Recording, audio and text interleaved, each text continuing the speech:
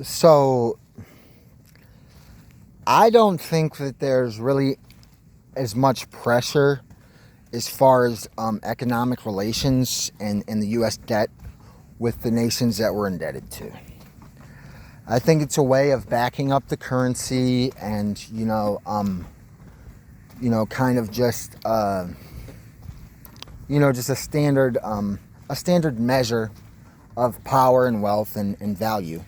And so I don't think that us being in debt so bad really, it's really just that's how it seems. And, they regulate how much new money comes out, and, China kind of backs it for us, but they're not really pressed about us paying it back. And there's no real threat there. We're very, very close partners in this world. And, the financial institution and currency is just, it's a big fucking thing, man. And it's nuts, really. But there's it's being used as the excuse why AI and robotics is going, is going to be the solution and save the economy and stuff. Well, in a way it's going to be a lot easier, for a lot of, very busy people. And it seems like a good solution to some things. But in the end,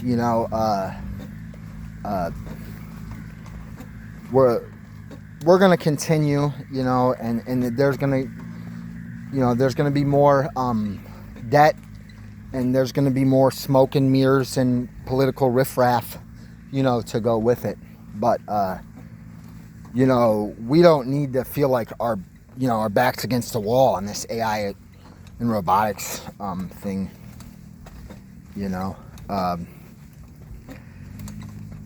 China is, or any nation really isn't gonna let us borrow anything that, I'm saying, they can't do without.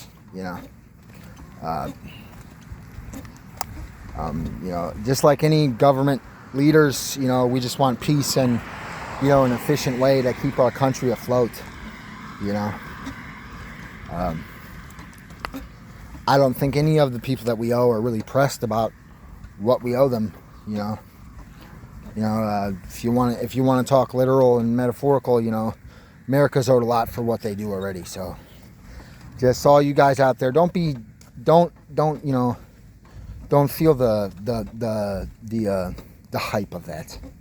There's nothing that can save us from the wishy-washy explanations we get of how this country works, or what value is backing the money, and why and how the budget works. But I assure you basically that in no way should we be any more agreed to AI and robotics than the typical conservative or liberal opinion would be. Just it's not a pressing issue, really.